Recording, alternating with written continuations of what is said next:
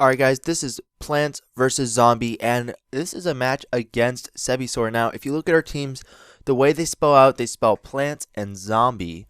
And so we will see who is the victor of these two matches. I have multiple plants and she has one zombie, so we'll see how this works out. I lead out with Sparks, as Sparks here can go for the fake out, just do a little bit of damage. The main reason why I do it is I want to see if it's leftovers or life orb. Because I don't think it's choice. I think it's leftovers or maybe life orb. It's offensive, and it's leftovers, so I know I can switch into pretty much anything. And she makes a nice play and goes for the heat wave. Unfortunately, it doesn't do a lot of damage. So, unfortunately for her, the fact that my Toad is specially defensive because I couldn't find the physically defensive one in my box because I think I accidentally deleted it, means that I can wall that thing all day. So I put the Empoleon to sleep, which will come into play later, so we will see how that goes.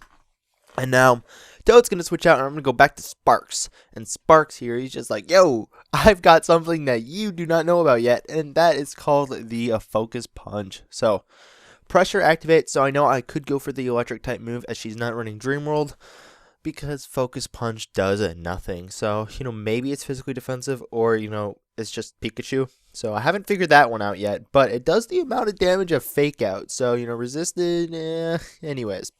Heat Wave again, still not going to do anything. I still have my regeneration. I can switch in on this thing all day long. She can't even Toxic me if she carried it. Being paralyzed might be annoying, but whatever. So, she's going to go for it again as I Toxic her. Since I already have a Pokemon asleep, I figured I might as well Toxic.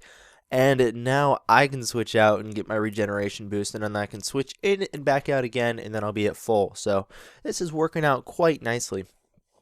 And I'm just going to go to my Metroid as I can, take the Heat Wave. And since I'm also specially defensive because I brought two special walls like a boss. And also she brought Blissey. So 2 special walls equals 1 Blissey. So it works out. I'm going to go ahead and switch out and go into Pikachu, thinking she's probably either going to switch or go for the electric type move, which I can enjoy a lot with my lightning rod. But she goes into Blissey as I went for Focus Punch on the switch, and that is how you take out a Blissey in one hit. A focus punching Pikachu named Sparks. So, Blissey's gone. That was epic, and that was hilarious because Blissey could not take a focus punch from a Pikachu, and that is definitely something awesome until she pursues me with Banded Metagross, and then that's kind of not as awesome. It's kind of sad, but I know I can go to this guy and set up a nasty plot, and then I realize I need to check which hidden power this is. Oh god, I checked it in my Pokegen on my computer since I had a backed up save file of a battle with this guy in my box, and I check it, and it's hidden power dark. And I actually forgot about that until I'm narrating this now, so I need to go fix that pretty soon. But yeah, it has hidden power dark, so I didn't go for it. I thought I had ice. It's dark. So I go for the Shadow Ball, and it takes me out. So, make sure you do those hidden powers. They can be kind of important in the match, can't they? But Superstar, I have not used this guy in forever. The last time I used this guy was on the team where I first used Salamite, which was a long time ago, I think before I had an ace card. And I liked using this guy because I can just spam the close combat. It ends up where, she's not scarfed and she dies, which is quite a bummer. She didn't realize I was scarfed. But the fact of the matter is, I can keep attacking until she puts me all the way down to my sash. Because I don't care. I have a sash. Or no, I don't have. I have sturdy. I'm scarfed. I have sturdy. And I have reversal. So I want her to break me down to it. She goes all the way down to that 1 HP.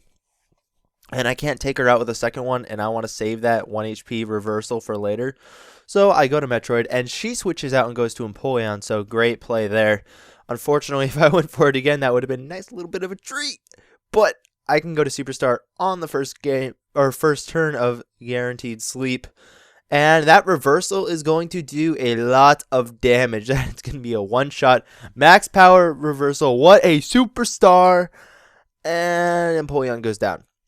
So now Metagross comes in, and I'm thinking, oh, if I knew any better, he probably has the bullet punch. She does, so thankfully I switch out. That would have been very disappointing if I stayed in. And so now she switches out and goes to Omnistar.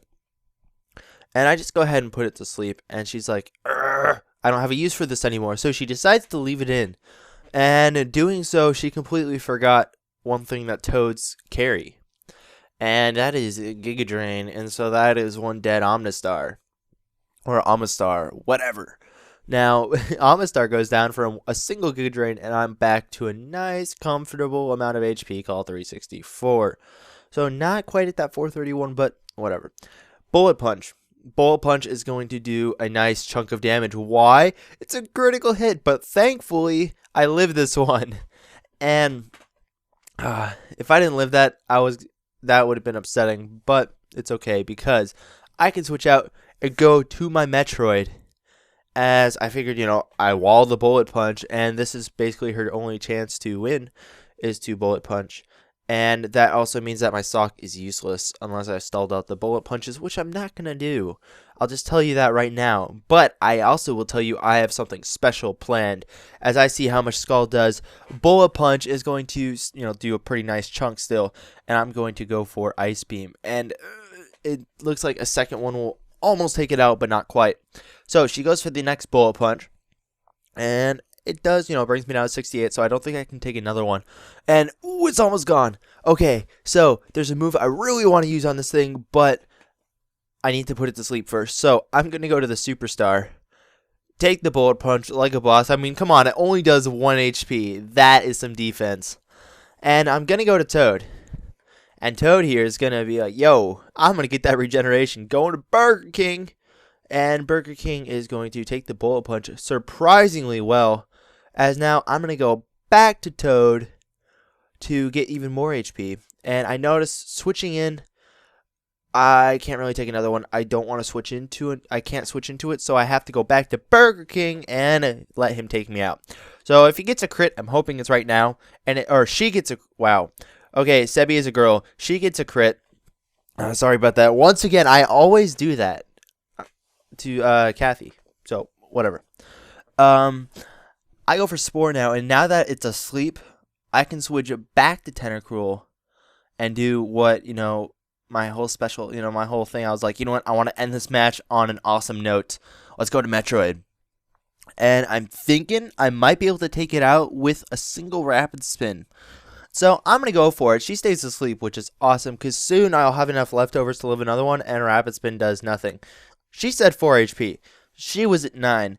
So maybe min-max, maybe do that 5. Nope. Still at that, so little HP. And if I got a crit,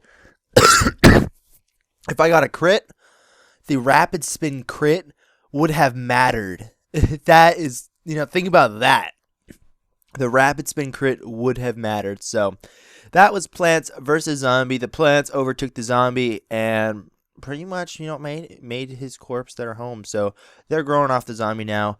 I hope you enjoyed. This was a Super Mario Poke, and I will see you guys later. Peace.